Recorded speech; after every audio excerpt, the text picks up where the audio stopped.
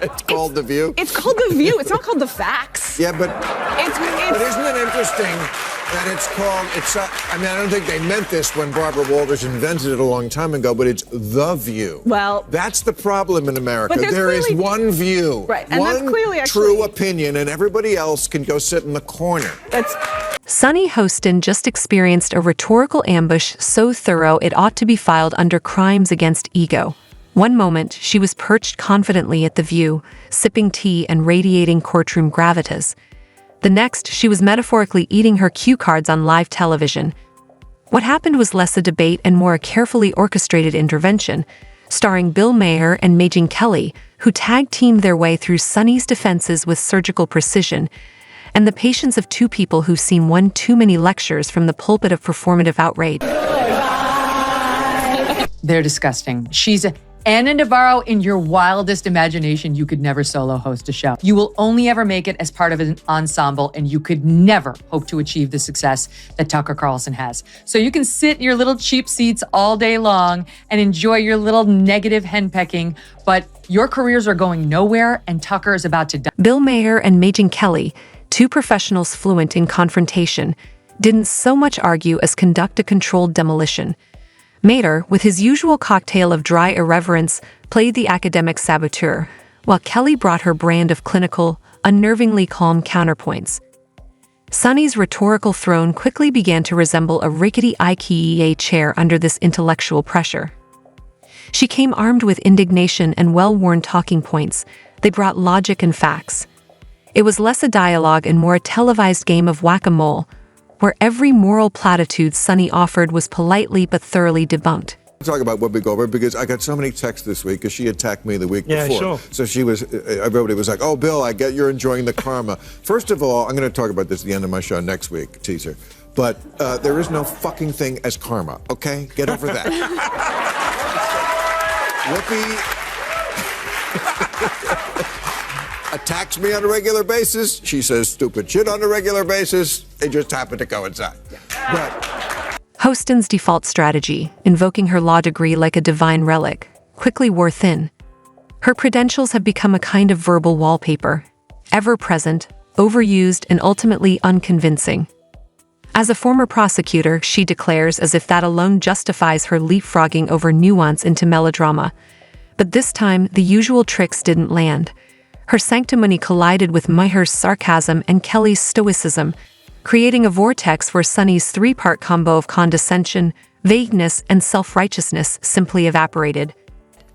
Hot mess that they air in the mornings, called The View, had to issue not one, not two, not three, but 4 corrections, legal corrections, 4 legal notes. Not to mention what they did at that debate, where once again, they tried to fact check only one side, and then when their fact checks got fact checked, they cowered. They cowered in fear. I mean, this is a pattern. Perhaps the most consistent element of Hostin's commentary is her uncanny ability to turn any topic, from economic policy to avocado toast, into a lecture on systemic injustice. While the sentiment is noble in theory, the execution is often so forced it borders on parody. It's like watching someone try to win a spelling bee using a karaoke machine. Even Whoopi Goldberg, no stranger to on-air drama, seemed visibly exhausted by Sunny's latest descent into performative despair. At some point, the conversation stopped being about facts and became a spoken-word performance of her Twitter feed. any term you want. Okay. Because maybe that is a word that's triggering, and so let's not use that word. I don't know, want to call it the super far left, but don't tell me the left Maybe the super far right. Well, he's talking about the left. Well, then okay, but we talked about that. I mean, I think we agree about the danger of the super far right, and I can't say it enough. I think they're the bigger threat. But don't tell me that the left hasn't changed. I mean, I'm old enough to remember when it was the conservatives who hated the Jews. Yeah. Okay. This wasn't a disagreement. It was a full philosophical unmasking. Sunny wasn't just challenged.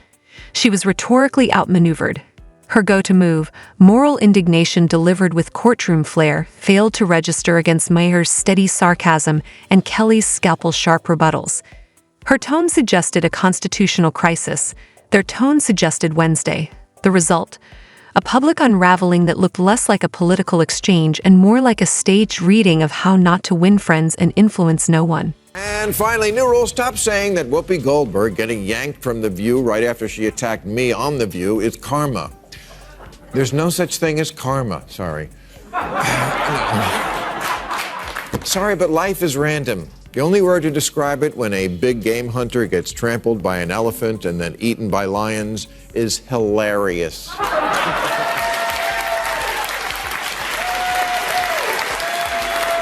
Maher didn't interrupt because he didn't have to.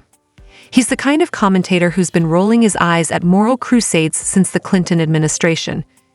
He watched Hostin implode with the weariness of someone who's been here before.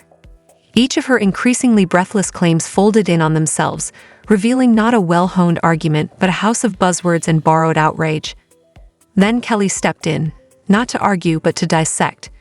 She peeled away Sunny's layers of self-importance without raising her voice, revealing the hollow theater underneath. They had a discussion on The View about world superpowers from the sound of it. That's how they got into it.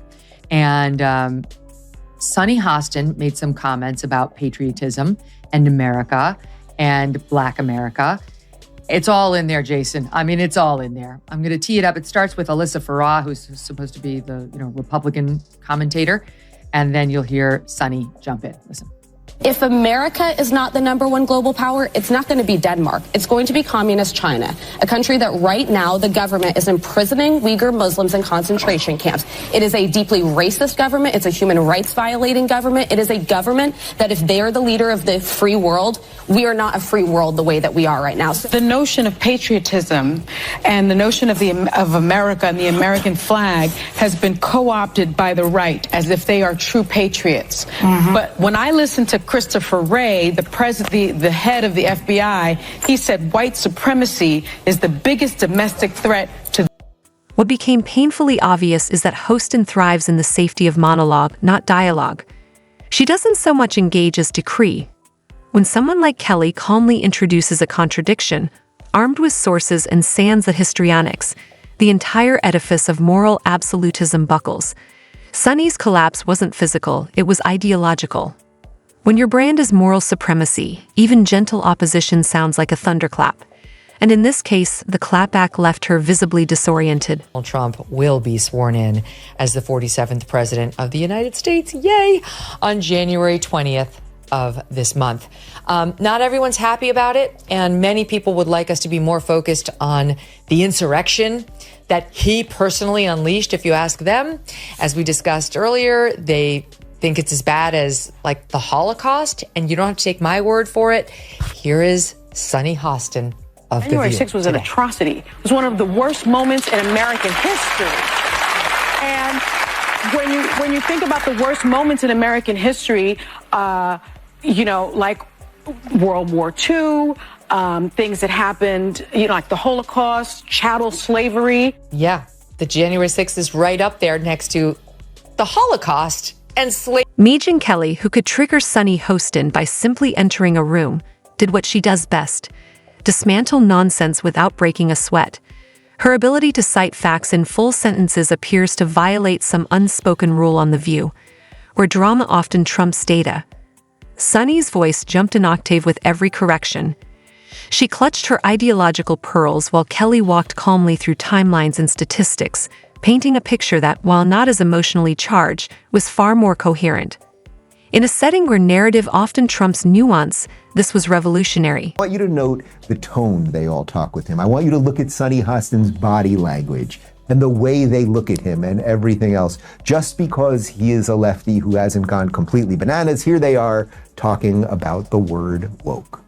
The term woke has been, in my view, co-opted by the right and weaponized and bastardized. And so I was surprised to hear you use the term because historically, as you know, because I think you're quite brilliant, that woke is a word used by the Black community to note that we must be aware of social injustices. But words and so migrate. Why is that a bad thing? It's not a bad thing, and originally that was absolutely a great thing. Alert to injustice, who's not for that? But words... To be clear, this wasn't a fair fight. Sunny came equipped with emotional appeals and interpretive indignation. Kelly arrived with the rhetorical equivalent of a scalpel. Every time the conversation veered toward specifics, history, data, policy, Sunny retreated into abstraction. It was like watching someone try to debate using emoji. At one point, it felt inevitable that she'd accuse arithmetic itself of oppression. Meanwhile, her allergy to humor remained intact. Sarcasm to Sunny is apparently just another form of violence. Whoopi Goldberg was angry when Alyssa pointed out that Trump went to the funeral of Officer Diller. Yes. On Long Island, and Joe Biden went to a podcast. Look at Whoopi Goldberg's reaction. Choose what you like there, but for Republicans, it was good imagery. Really? One day later, yes. And I'm asking that because I was so offended because you know who showed up. Yeah. And he was, whether he was asked or not. This So he is a was man invited. who didn't care what happened to the officers on January 6th. She promotes Joe Biden and Kamala Harris every day on that show. Trump wasn't supportive enough of the cops who were, yes, in danger on J 6th. How does that explain their behavior on a daily basis? We're in 2025, and Sunny Hostin still hasn't figured out that comedians tell jokes. That's their entire job. Expecting Bill Maher not to skewer public figures is like asking a barista to stop making coffee. And yet every time he so much as smirks, Sunny reacts like someone read her diary on air. Her attempt to out-intellectualize Maher and Kelly went downhill fast. Rapid-fire references, half-baked legal jargon, and desperate attempts to sound profound came off more like a Wikipedia page having a nervous breakdown.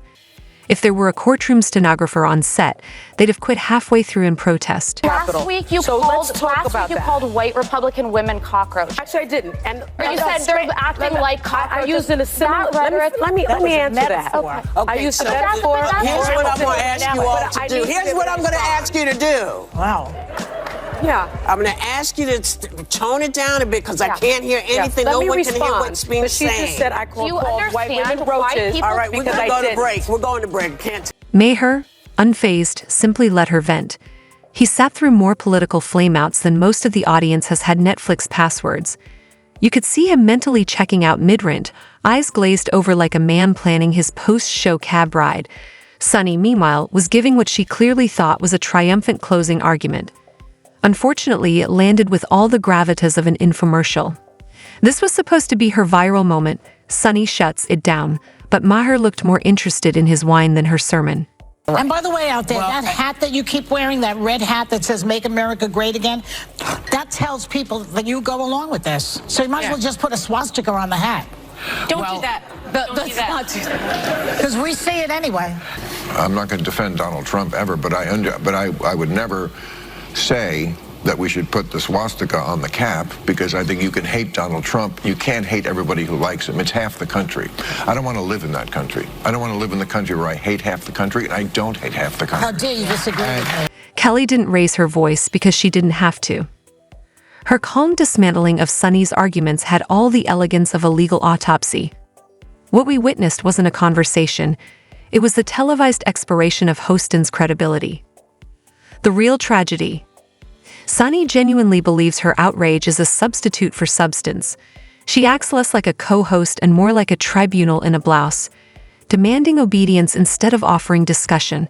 But when confronted by another strong woman who doesn't share her worldview, Sunny's feminism folds like a lawn chair in a hurricane. Her final move, the oldest one in her book, play the moral victim. When the logic runs dry, she reaches for emotional ammunition, accusing her opponents of being dangerous, threatening, or somehow complicit in the fall of civilization. It's all very dramatic. But unfortunately for Sunny, the audience saw through the performance. What they witnessed wasn't a takedown. It was a crash course in humility and a reminder that the loudest voice isn't always the wisest. And as the dust settled, all that was left was a silence so deafening it practically spelled out the truth, overexposed.